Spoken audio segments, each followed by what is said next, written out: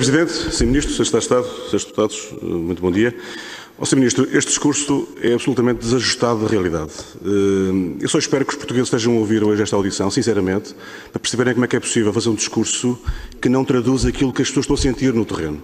Nem as empresas, nem os empresários, nem os trabalhadores. É perfeitamente fora daquilo que é a realidade. É o discurso do vai correr tudo bem. Não está a correr nada bem. Nós demos uma imagem deplorável no combate à pandemia, nos últimos meses, particularmente, nos 2 meses, e o que vemos aqui hoje, Sr. Ministro, é um discurso que parece que tudo vai correr bem, que podia ser melhor, podia ser pior. Claro que podia ser pior, mas podia ser muito melhor se o Governo tivesse uma outra atitude. Sr. Ministro, deixe-me colocar uma questão já para início da nossa audição.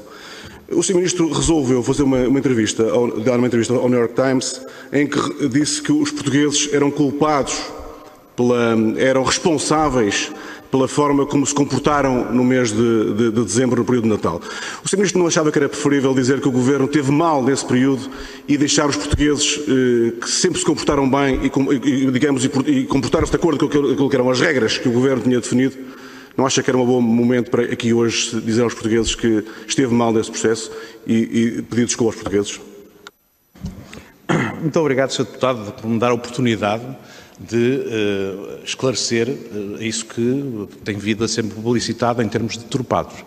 Na verdade, eu tive uma conversa longa com um jornalista do New York Times que estava a fazer uma reportagem sobre a situação no nosso país, onde ele a certa altura me inquiriu sobre o que é que poderia explicar o crescimento exponencial de casos que estávamos a assistir durante o mês de janeiro. Eu disse várias coisas. Disse que não tínhamos certezas absolutas, disse que provavelmente era uma conjugação de causas, desde um aumento da mobilidade dos portugueses a partir de meados de dezembro até depois do Ano Novo, durante o período das férias de Natal, do período de Natal. Disse que durante esse período houve, sobretudo a seguir ao Natal, uma redução do número de testes que pode ter permitido que muitos casos passassem indetectados e também uma penetração da variante inglesa. E, portanto, nesse sentido, era uma situação que tinha, nesse sentido, escapado ao controle. O jornalista perguntou-me, então, se fazia sentido ter apertado as restrições durante o fim de semana de Natal. Eu disse que se soubéssemos o que sabemos hoje, provavelmente teríamos feito isso. Mas, na verdade, aquilo que se verificou é que nem sequer as restrições no remanescente do período, designadamente no período do Ano Novo, onde houve muita mobilidade, tinha sido respeitado. A última coisa que eu faria, Sr. Deputado, e o Sr. Deputado já me conhece o suficiente para reconhecer que isso é assim, a última coisa que eu faria era culpar portugueses ou enjeitar responsabilidades que são próprias. Também sabe que eu nunca diria que havia limitações à circulação no período de Natal que não fossem agora observadas. Muito obrigado. Sr. Ministro, não vou voltar a esta questão, mas acho que é lamentável, honestamente, o que aconteceu aqui. Aliás, a notícia é pública, mas o Sr. Ministro já o explicou. Sr. Ministro, há uma questão muito rápida e muito importante, que é importante esclarecermos aqui. Em dezembro afirmou, e o Sr. Primeiro-Ministro já afirmou publicamente, o Partido Socialista também já o tem dito, que havia um apoio de 22 mil milhões de euros à economia. Sr. Ministro, eu gostava que explicasse aqui o que são esses 22 mil milhões de euros, em que termos é que eles o que é que representam? De que forma é que foram apoiados à economia? Porque o PowerPoint que apresentou não bate nada certo com a realidade. Aliás, ontem na audição ao Sr. Ministro das Finanças ficou muito claro que muitas das questões, das rúbricas que foram apontadas como apoio à economia não se traduz rigorosamente nada em nenhum apoio à economia. Esta informação é muito importante porque o apoio à economia não tem rigorosamente nada a ver com aquilo que é a informação do Governo e com o PowerPoint que tem apresentado. Sr. Ministro, tem a palavra, se entender responder. Sr. Deputado, obrigado pela pergunta. Foi, aliás, uma pergunta que já foi feita pela Sra. Deputada Cecília Meireles no dia 18 de dezembro, quando aqui estive. E aquilo que lhe queria dizer era aquilo que também direi. 22 mil milhões de euros foi a estimativa do valor total dos apoios entre linhas de crédito, moratórias bancárias, diferimentos de contribuições e impostos, diferimento de reembolsos de PT 2020 e o conjunto dos apoios que tínhamos estimado. Também ontem o Sr. Ministro das Finanças pôde aqui esclarecer que, designadamente, o comportamento da economia e o facto de muitas empresas não terem recorrido integralmente à possibilidade de diferimento de impostos que lhes foi facultada, fez com que tivéssemos nessa matéria menos disponibilidade. Naquilo que são os apoios que designadamente estamos a lançar no âmbito do Ministério da Economia, posso-lhe referir que temos tido bastante utilização por parte das empresas. Muito obrigado. Sr. Ministro, na sua resposta fica claro que o montante que foi afirmado pelo Governo de 22 mil milhões de euros de apoio à economia não se traduz, não é verdade, não corresponde à realidade. Aliás, ontem o Sr. Ministro das Finanças, na audição, onde eu estive também, foi claro em algumas matérias, aliás, acabou de reconhecer que havia estimativas que não se concretizaram. Portanto, esta afirmação de incluir tudo e mais alguma coisa num pacote que é apoio à economia, que depois não resulta no apoio à economia, isto não me parece correto, Sr. Ministro. Acho que era importante e não o esclareceu aqui hoje. Eu gostaria que voltasse a esclarecer melhor o que é que rigorosamente, em que é que se traduz esse apoio? De que forma é que ele se traduz? Há uma componente que tem a ver com as moratórias bancárias, enfim, tudo isso não é apoio do Governo à economia. E, portanto, isto tem a ver também com a forma como o Orçamento de Estado de 2020 se concretizou e daquilo que nós percebemos ontem na audição, já tínhamos percebido antes por tudo o que foi dito e pela própria DGO, que o Orçamento de Estado retificativo ou suplementar, digamos, quase que seria desnecessário porque não foi utilizado o montante que estava disponível para apoiar a economia. O que fica claro ao longo de 2020, Sr. Ministro, é que muito mais podia ser feito para apoiar a economia, apoiar as empresas e não foi feito, Sr. Ministro. Eu gostava que voltasse a explicar melhor o que é que apoiou, qual foi o montante que o Governo, ao longo da pandemia, apoiou, qual é o montante que apoiou a economia? Isto acho que era importante. Qual é o montante que tem a ver com o apoio bancário? Qual é o montante que o Governo disponibilizou para a economia? Qual é o montante de apoio às empresas, aos trabalhadores? Essa explicação não foi dada, Sr. Ministro.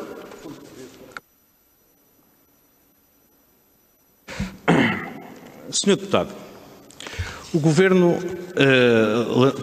vamos ver.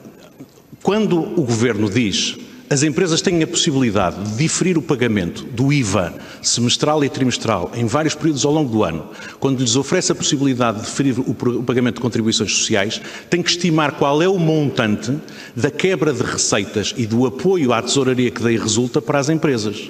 Se uma parte das empresas não aproveita essa faculdade, obviamente isso não se deve a qualquer inibição que o Governo tenha introduzido ou qualquer vontade do Governo, deve-se ao facto das empresas terem tido a capacidade de suportar o pagamento desses impostos no momento em que eles deviam ser feitos. Portanto, não vamos confundir as duas coisas. Aquilo que são os montantes de apoio à economia de que estava a falar, decompõem-se num conjunto muito significativo de apoios.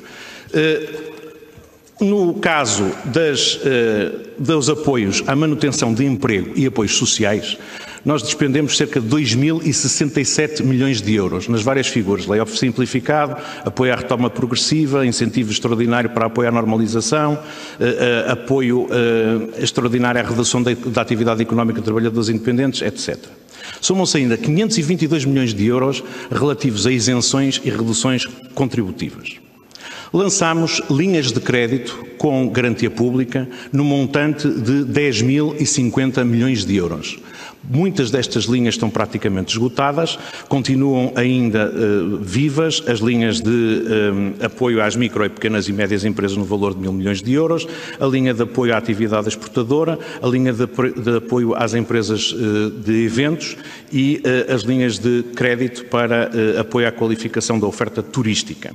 Temos também diferimentos e pagamentos acelerados no âmbito do PT 2020, 800 milhões de euros. O programa Adaptar que lançámos, 100 milhões de euros.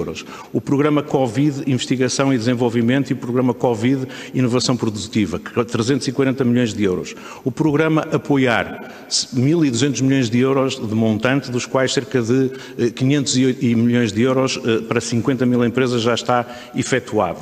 Estamos também a desenvolver diligências para o lançamento do Fundo para micro e pequenas empresas, que nos termos da Lei de Orçamento de Estado deve ser lançado durante este trimestre.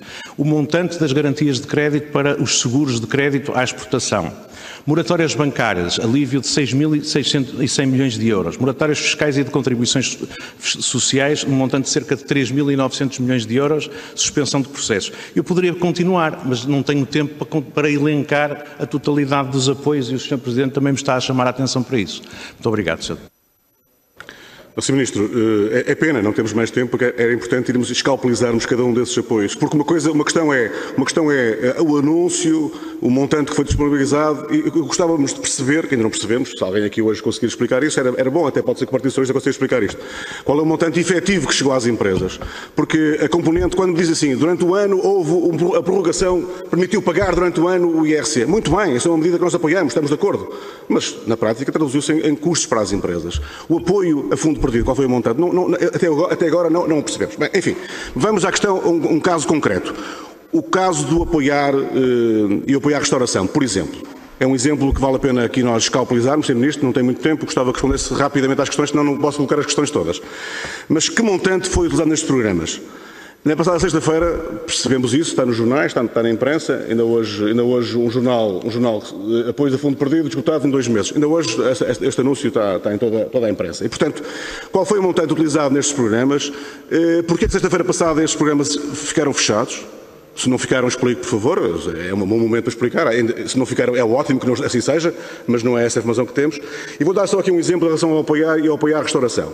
A Aresp fez-nos chegar a informação, que também têm de certeza, em que diz, por exemplo, quanto aos novos programas de apoio a fundo perdido, muitas empresas vão ficar fora. 38% não apresentaram candidatura ao PA.pt, das quais 67% não cumpre com os requisitos de acesso. Não cumpre com os requisitos de acesso.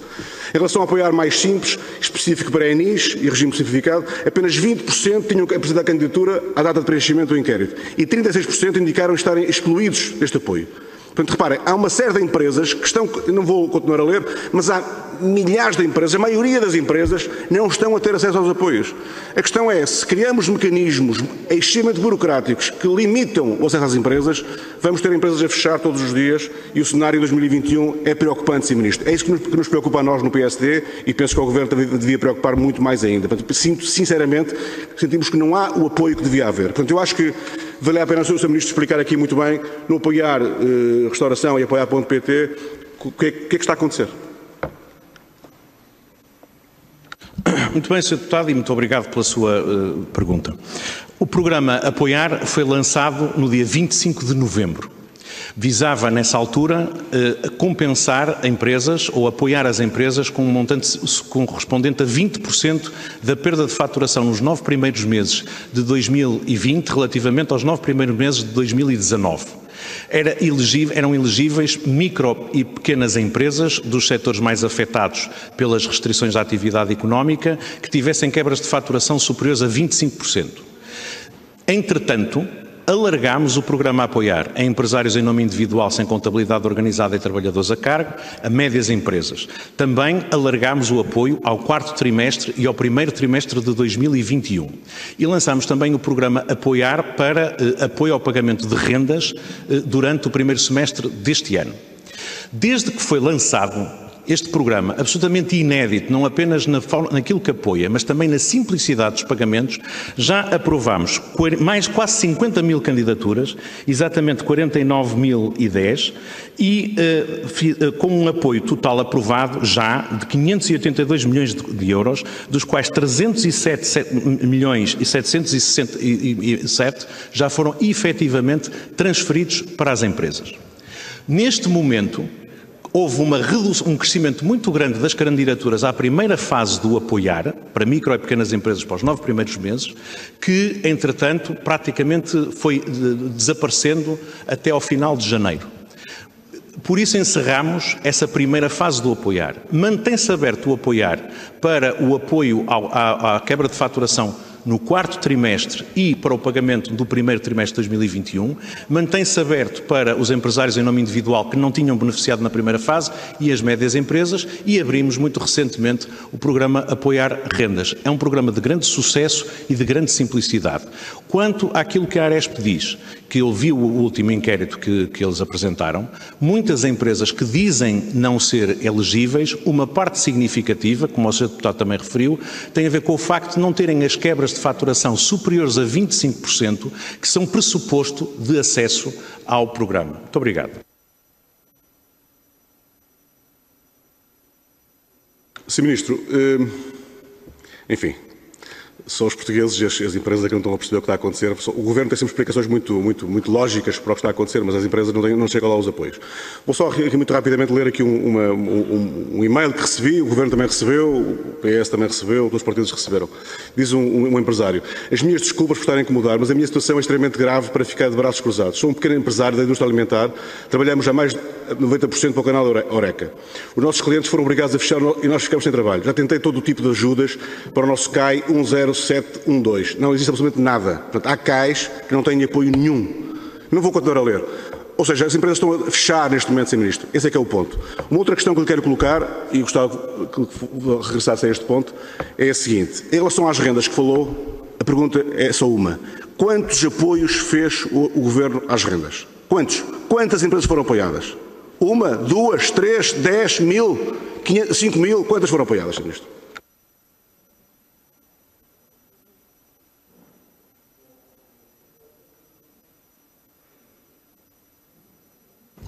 Sr. Deputado, o apoio às rendas, o programa abriu no dia 4 de fevereiro. Abriu no dia 4 de fevereiro. Aliás, foi o Parlamento que pediu que a referência para a comparação das rendas fosse feita ao final do ano de 2020. E por isso, nós só podemos abrir quando as empresas pudessem ter essa referência. Portanto, o programa abriu no dia 4 de fevereiro. Nós temos neste momento, salvo erro, 5 mil candidaturas e ainda não temos sequer nenhum pagamento feito. Obviamente, abriu no dia 4 de fevereiro, ainda não chegámos lá. Aquilo que tínhamos dito quando lançámos o programa Apoio para as Rendas é que quereríamos ter um primeiro pagamento no primeiro trimestre e um segundo pagamento no segundo trimestre. E que iríamos trabalhar nesse sentido para acelerar esses pagamentos. Muito obrigado. Sr. Ministro, o que fica muito claro é que o anúncio, para já há um bocado, inicialmente, quando o Sr. Ministro começou a sua intervenção, disse que já ocorreu há um ano a pandemia. Portanto, durante um ano o Governo não fez rigorosamente nada na matéria das rendas. Rigorosamente nada, não fez nada. Vamos lá ver, isso é muito claro. Nós dissemos isso até à exaustão. Se a matéria sobre a qual o Governo não trabalhou foi o tema das rendas para apoiar as empresas. E, portanto, não fez rigorosamente nada. E, portanto, o que verificamos é que o anúncio feito em dezembro, estamos em fevereiro e agora foi aberto este processo. E, portanto, o que vemos aqui é uma incapacidade do Governo de responder a uma necessidade e uma urgência. E, portanto, isto para mim é clarinho para todos nós. Uma última questão, Sr. Ministro, que lhe quero colocar, porque não temos muito mais tempo, também tem pouco tempo para responder. Uma última questão, pelo menos mais uma questão, tem a ver com o Banco Português de Fomento. O Sr. Ministro, o Governo tem 5 anos. O Governo tem 5 anos, vai a caminho de 6 anos e, portanto, o Banco Português de Fomento já existe há bastante tempo e, portanto, o Governo já anunciou, o Sr. Ministro, há um ano atrás que ia haver uma dinâmica muito forte de parte do Banco Português de Fomento, iria ser um apoio muito forte às empresas. Que apoio foi dado até agora, ao longo da pandemia, por exemplo, para falar para mais anterior, de apoio foi feito pelo Banco de Fomento às empresas? Qual foi o montante que foram apoiadas as empresas em que interveio o Banco de Fomento? Que modelo de governação pensa o Sr. Ministro do Banco de Fomento? São notícias públicas, sabemos que tem sido anunciado e ontem o Sr. Ministro das Finanças devolveu-lhe a resposta a essa questão, que foi colocada ontem na audição do Sr. Ministro das Finanças, em relação à nomeação para Chairman do Dr. Vítor Fernandes. A pergunta que eu lhe coloco é que, havendo muitas dúvidas, ou pelo menos havendo questões que estão a ser colocadas na praça pública em relação a essa nomeação, gostava que o Sr. Ministro explicasse a este Parlamento, é o momento de o fazer, porque esta nomeação, mas também qual é o modelo de governação, o que é que se espera do Banco de Fomento, o que é expectável, que os portugueses podem esperar do Banco Português de Fomento nesta fase que é fundamental. O Sr. Ministro anunciou há um ano, anuncia sistematicamente, até ao momento não se percebeu ainda o que é que anda a fazer este Banco Português de Fomento. Obrigado, Sr. Ministro. Obrigado, Sr. Deputado. Terminou o seu tempo. Sr. Ministro, dou-lhe uma pequena tolerância para tentar responder a estas questões colocadas em último pelo Sr. Deputado Afonso Oliveira. Faz favor. Obrigado, Sr. Presidente. Sr. Deputado Afonso Oliveira, haverá seguramente outras oportunidades durante este debate para falarmos sobre o Banco de Fomento. Em qualquer caso, quero confirmar que dirigimos um convite ao Dr. Vítor Fernandes para ser o Chairman do Banco de Fomento e que ele o aceitou. Mas não queria deixar só de dizer o seguinte, relativamente às rendas, durante um ano, eu queria dizer o seguinte: as rendas tiveram, por iniciativa do Governo, as rendas comerciais suspensas para todas as atividades que estiveram encerradas. As discotecas não pagam rendas desde março. E, por outro lado, também, o Governo, com o programa a apoiar, quando está a pagar custos não salariais, 20% da perda de faturação, está precisamente a apoiar esses custos fixos. O apoio às rendas para o primeiro semestre deste ano é um apoio especificamente dirigido a cobrir parte dos custos que as empresas têm com as rendas comerciais. Nós anunciámos o programa Apoiar para as Rendas em dezembro e o Parlamento, por iniciativa do PSD, aprovou um ajuste ao programa que tínhamos anunciado, que obrigou a que só decorrido o final do ano, pudéssemos lançar o programa. E estamos a lançá-lo exatamente no tempo em que dissemos. Nós dissemos que o programa Apoiar Rendas seria lançado no início deste ano e que teríamos 2 pagamentos, um no primeiro trimestre e outro no segundo trimestre.